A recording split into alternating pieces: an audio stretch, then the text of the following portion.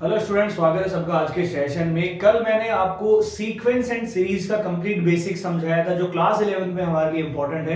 आज class 11th के सारे इंपॉर्टेंट क्वेश्चन जो इंपॉर्टेंट है, प्रूव करने वाले सवाल है, वो मैं इस वीडियो में लेके आया हूं। आई होप आप सारे सवाल अच्छे से सीखेंगे। पहला सवाल एक्सरसाइज 8.2 से होने वाला है, तो शेयर सभी से करना है सेशन को और पूरा देखा करें अच्छे से। और अगर सेशन अच्छा लगता हो तो लाइक जरूर शेयर करके जाएं, ठीक है। देखिए, sum of first three terms of a GP is 39/10। पहले तीन टर्म्स का सम हमें दे रखा है 39/10 एंड देयर प्रोडक्ट इज 1 और उनका प्रोडक्ट दे रखा है 1। फाइंड द कॉमन रेशियो, मतलब आर की वैल्यू हमें फाइंड आउट करनी है। मैंने बोला था आप लोगों को, जब भी आपको सम दे रखा हो और प्रोडक्ट दे रखा हो तब आपको नंबर्स कैसे लेट करने हैं। तो मैं कैसे करूंगा, लेट थ्री टर्म्स, क्योंकि हमें सवाल में प्रोडक्ट गिवन है और प्रोडक्ट गिवन होता है तो मैं कैसे लेट करूंगा। एक मान लिया आर ए, एक ए आर और एक मान लिया ए अपॉन में आर। ये तीन टर्म्स मैंने मान लिए। अब जो भी कंडीशन दे रखी है, एक तो हमें दे रखा है तीनों का सम, यानी कि a upon r plus a plus में ए आर, ये दे रखा है 39/10, इक्वेशन नंबर 1। एक हमें दे रखा है a upon r multiply a multiply में ए आर बराबर 1, यानी कि सम दे रखा है तीन टर्म्स का, प्रोडक्ट दे रखा है तीन टर्म्स का। अब मैं क्या करूंगा, देखो इसको मैं सॉल्व कर सकता हूं। मैंने आपको बताया था जब भी प्रोडक्ट दिया होगा तो कैलकुलेशन इजी हो जाएगी आपको ऐसे टर्म्स लेने से। अब आर से आर चला गया, ए और ए, यानी कि ए क्यूब बराबर आएगा 1। यहां से ए का मान कितना आ जाएगा, 1 वैल्यू आ जाएगी। अब ये जो 1 वैल्यू आई है आप इसमें आराम से रखिए और नेक्स्ट अब सॉल्व क्या करेंगे। देखिए, अगर मैं a की वैल्यू 1 रखता हूं तो यहां मेरे पास आएगी 1/r प्लस 1 और प्लस में r, ये 1 रखेंगे 1/r प्लस 1 प्लस r बराबर आ जाएगा 39/10। अब सिंप्लीफाई करेंगे तो क्या करेंगे, r ले लेंगे इसका एलसीएम, ये आएगा 1, ये आ जाएगा r और यहां आ जाएगा r स्क्वायर 39/10। नेक्स्ट स्टेप इसमें हमेशा होगा क्रॉस मल्टीप्लाई, तो यहां आएगा 10 प्लस में 10r प्लस में 10r स्क्वायर बराबर में 39r। सभी को एक साइड में ले जाइए तो मेरे पास क्या आएगा, देखिए 10r स्क्वायर प्लस का 10r और ये 39r इधर आएगा, मतलब माइनस का 39r। तो टोटल मेरे पास बचेगा माइनस का 29r प्लस में 10 बराबर 0। ये बन गई आप लोगों की एक क्वाड्रेटिक इक्वेशन, और क्वाड्रेटिक इक्वेशन आप बहुत अच्छे से सॉल्व कर सकते हो। देखो मेरे पास क्या चाहिए, मुझे यहां से 100 आना चाहिए, ठीक है। कुछ गड़बड़ अगर हमने ना किया हो तो देख लेना एक बार। 29 हमारे पास आ जाएगा, ठीक है, 29 हमारे पास, ठीक है। देखिए 10 को 10 से करूंगा तो 100 आएगा, तो इसके टुकड़े कैसे करेंगे, 10r स्क्वायर माइनस का 25r माइनस का 4r प्लस का 10 बराबर 0। -25 एंड -4 कितना होता है, -29 होगा। गुणा करेंगे तो 100 आ जाएगा। तो यहां से आप r का मान निकाल सकते हैं बहुत आराम से कॉमन लेके। कमेंट में मुझे जरूर बताइएगा व्हाट इज कॉमन रेशियोज, ये सवाल आपको कमेंट करके बताना है। यहां से r का मान क्या आएगा, उम्मीद करूंगा यहां से आप सभी लोग निकाल पाएंगे किसी भी r के मान को। तो ये पहला बेसिक सा सवाल था, जहां पर भी प्रोडक्ट आ जाता है वहां आप इस टाइप्स के टर्म्स मान लेना, आपका बहुत इजी तरीके से आंसर आ जाएगा। चलिए अगले सवाल की तरफ बढ़ते हैं। स्क्रीनशॉट आप ले सकते हैं, कमेंट करके आज जरूर बताइएगा यहां से। चलिए आगे चलते हैं नेक्स्ट सवाल पे, question number second. Question number second पे चलते हैं। जो भी इंपॉर्टेंट सवाल है जिसमें कि 11th के बच्चों को डर लगता है कि सर ये कहां से होगा इतना बड़ा बड़ा सवाल, वो सारे सवाल क्वेश्चंस मैं आप लोगों के लिए लेकर आऊंगा इस क्लास में। एक सबसे फेवरेट सवाल है, ठीक है, सबसे फेवरेट सवाल है क्लास 11th का सीक्वेंस एंड सीरीज का। इस टाइप का आपको आता है सवाल कि इसका आप सम बताइए जिसमें सेम नंबर रिपीट हो रहा होता है, सेम नंबर रिपीट हो रहा होता है।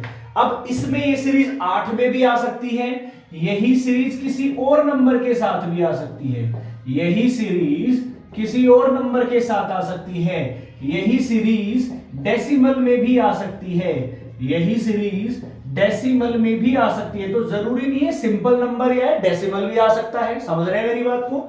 तो देखो मैं कैसे करूंगा, सेम प्रोसेस है हर एक सवाल का। सबसे पहला स्टेप क्या होगा ऐसे सवाल में, डायरेक्ट ऐड नहीं कर सकते, डायरेक्ट फॉर्मूला नहीं लगा सकते आप। सबसे पहले जो भी नंबर रिपीट हो रहा होगा उसको बाहर निकालो। जैसे 8 को मैंने बाहर निकाला, ये क्या बचेगा 1 बचेगा, प्लस 11 बचेगा, प्लस में 111 बचेगा और प्लस में ये चलता रहेगा, ऐसा मेरे पास बनेगा। जो भी नंबर है इसमें 7 को बनाएगा, इसमें 6 आ जाएगा, ठीक है।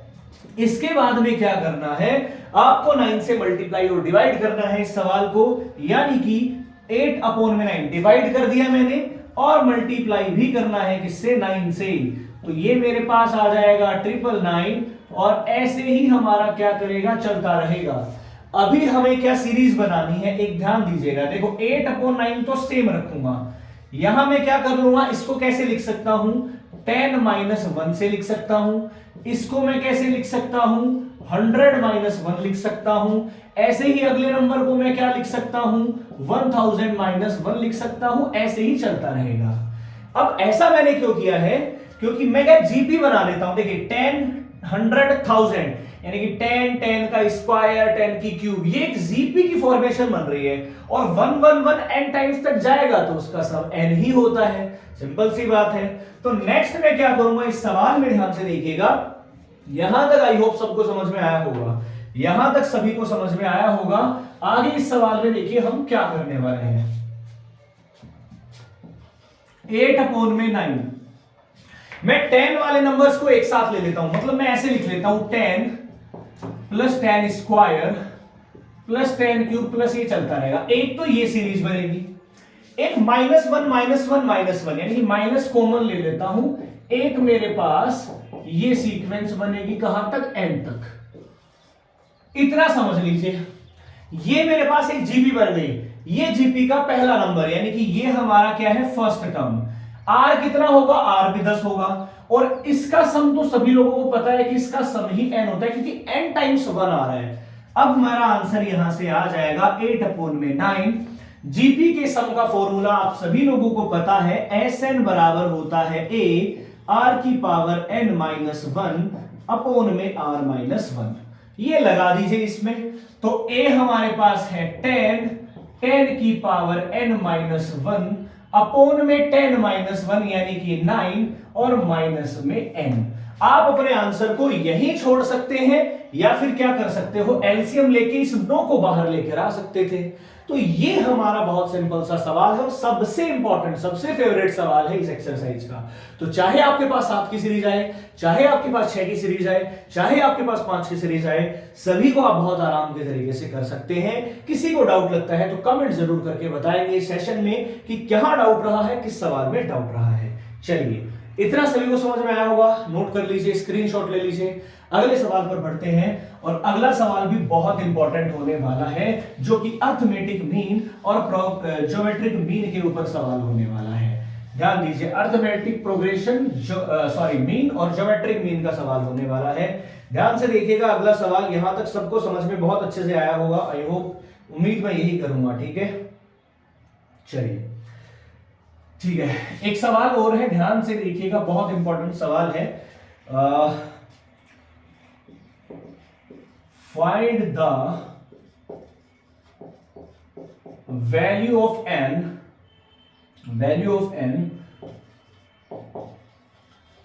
so that a की पावर n+1 b की power n+1 divided by an plus bn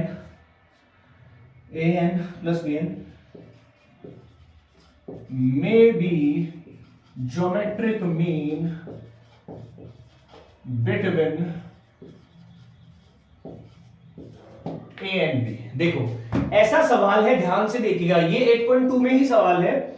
find the value of n, n की वैल्यू निकालनी है सो दैट ये एक्सप्रेशन दे रखा है, ठीक है, ये एक एक्सप्रेशन दे रखा है। ध्यान से देखिए इस एक्सप्रेशन को, a की पावर n+1 प्लस b की power n+1 divided by a की पावर n प्लस b की पावर n में भी geometric mean between a and b।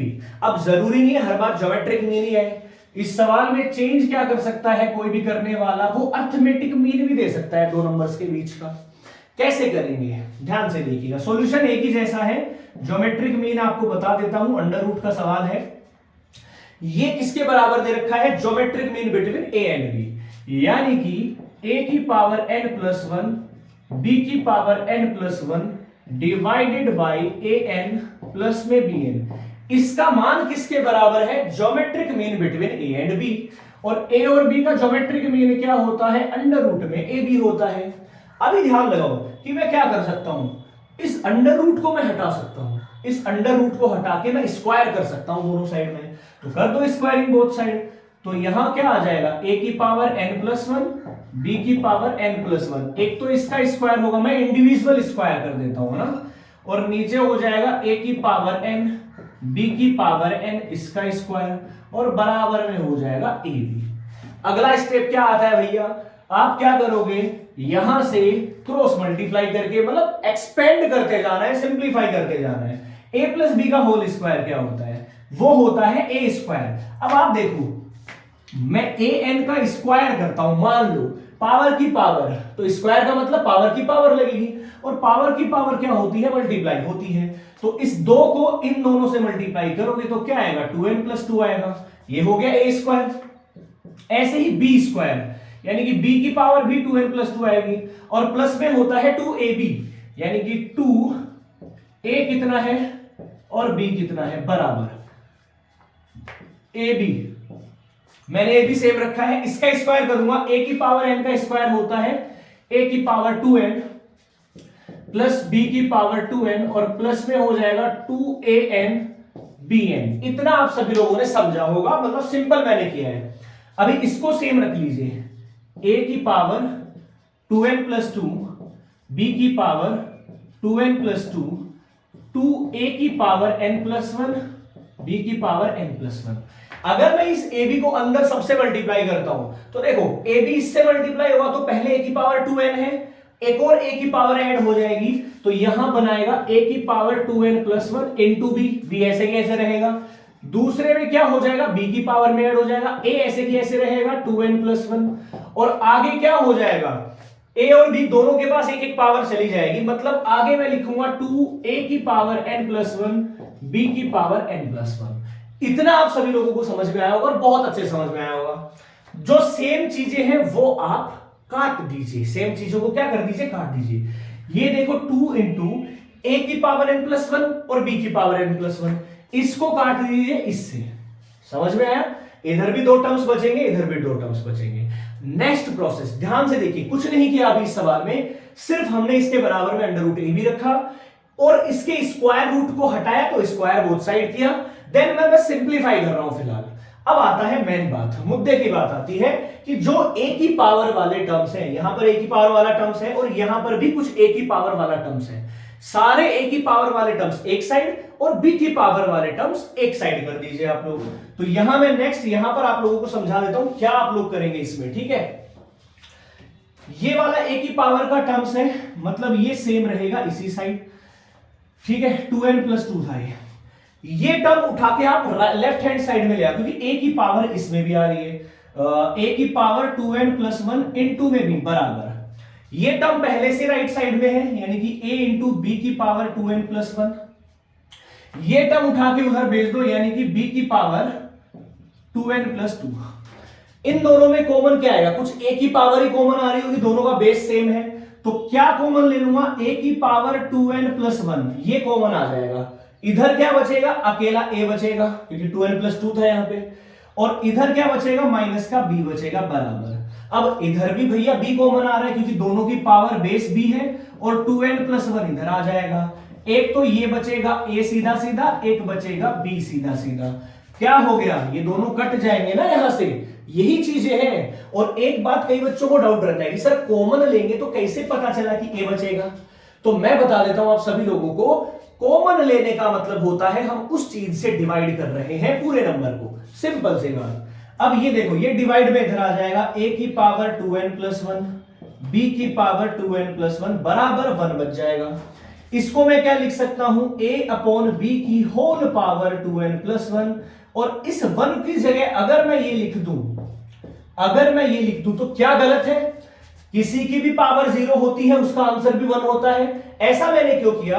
क्योंकि मैं बेस अगर इक्वल कर दूं तो पावर्स को कंपेयर करके आंसर बता सकता हूं इनका, यानी कि 2n प्लस 1 0 हो जाएगा, और अगर 2n प्लस 1 0 हो गया तो n का मान हो जाएगा माइनस का 1/2। बहुत इजी तरह से आप लोग आंसर बता सकते हो इस सवाल का। हो सकता है थोड़ा लेंथी सवाल है, बट बहुत इजी सवाल है। वीडियो को एक बार रिवर्स करके देखना, बहुत अच्छे समझ में आने वाला है कि ज्योमेट्रिक मीन है तो हमने क्या करना है। ऐसे ही अगर am होता तो यहां पर क्या हो जाता, am होता यहां पर क्या हो जाता, a प्लस बी बटे 2 हो जाता, कोई चेंज नहीं आता, 2 मल्टीप्लाई इससे हो जाता, ये मल्टीप्लाई इससे हो जाता। समझ रहे हो मेरी बात को? और इसमें स्क्वायर भी नहीं करना पड़ता, डायरेक्ट a और b कॉमन आ जाता। ठीक है, ट्राई जरूर करके देखना सभी बच्चे, ये इंपॉर्टेंट सवाल था, स्क्रीनशॉट ले लीजिए इस सवाल का, स्क्रीनशॉट ले लीजिए सभी लोग इस सवाल का। नेक्स्ट सवाल देखते हैं। सारे सवाल बहुत इंटरेस्टिंग है आप सभी लोगों के लिए। जिस जिस बच्चे को 11th के सवालों में दिक्कत आती है वो सारे सवाल यहां से सीख सकता है। ठीक है, अगला सवाल देखते हैं, और सारे इंपॉर्टेंट सवाल लेकर आया हूं मैं एक्सरसाइज 8.2 के, एक्सरसाइज 8.2 के ऑल इंपॉर्टेंट क्वेश्चंस को आज यहां डिस्कस कर रहे हैं हम। देखिए जिस जिसको, और मुझे पता है किस किस सवाल में किस किस बच्चे को दिक्कत होता है, सारे वही सवाल लेकर आया हूं। अगले सवाल की बात कर लेते हैं, क्वेश्चन नंबर 24 की बात कर लेता हूं मैं। इस सवाल में बोला गया है show that the ratio of, ठीक है, रेशियो ऑफ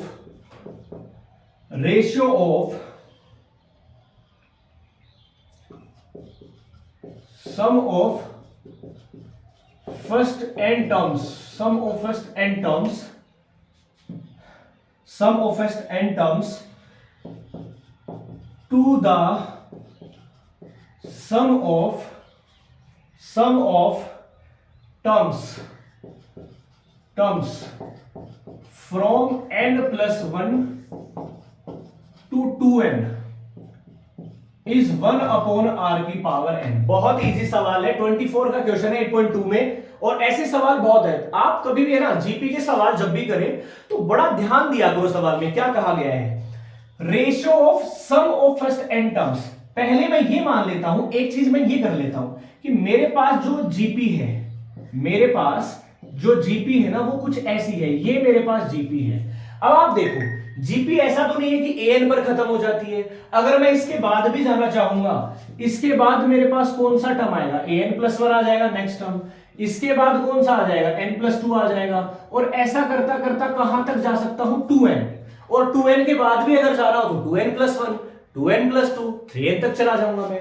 बट आप ध्यान दो, रेशियो की बात करी गई है, किसका ratio, sum of first n terms, यानी कि sum of first n terms, इन सब का सम, ठीक है, इन सब का सम। इसका रेशियो किससे बताना है, sum of terms from n plus 1 to 2n, मतलब यहां से लेकर यहां तक के सम का रेशियो हमें प्रूव करके बताना है 1 अपॉन r की पावर n है।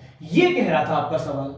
अब आप सोचोगे सर इसका रेशियो कैसे, इसका कैसे सम निकलेगा, भाई पूरे का तो सम निकाल लेते हैं, ये पता होगा। यहां a का कुछ ऐसा कंफ्यूजन कर रहे हो तो आप तो क्या कर सकते हो, अगर मैं पूरे का सम निकालूं, पूरे का सम निकालना पॉसिबल है क्योंकि पूरे में पहला नंबर तो a ही रहेगा, r आपको r ही रहेगा, n आपके पास 2n है।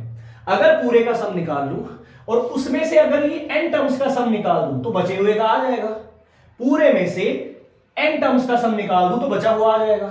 ठीक है, तो यहां से मैं क्या कर सकता हूं, रेशियो किसका बताना है, सम ऑफ n टर्म्स का। सम ऑफ n टर्म्स क्या होता है, a इंटू में r की पावर n माइनस 1 अपोर में r माइनस 1, ये तो हो गया ऊपर। नीचे पूरे का सम, टर्म्स कितने हैं 2n, यानी कि a की जगह a रहेगा, r की पावर 2n आएगा माइनस 1 अपोन में r माइनस 1। इसमें से क्या माइनस कर दूं, सम ऑफ n टर्म्स माइनस कर देता हूं, मतलब यही माइनस करना है। अब इसको सिंप्लीफाई कर लो, 1 अपॉन rn ही आएगा। देखो कैसे, ये मैं सेम रखता हूं, a r की power n minus 1 r minus 1 divide, इसका एलसीएम क्या आएगा, r माइनस 1 ही आएगा एलसीएम, तो नीचे मेरे पास क्या आ जाएगा, r माइनस 1 ही आएगा। यही सेम बचेगा ऊपर, a की power r 2n minus 1 minus a की पावर rn माइनस 1। ये सेम चीजें हैं, कट जाएंगी, a यहां भी आ रहा है, a इन दोनों में भी आ रहा है, मतलब मैं a भी काट देता हूं।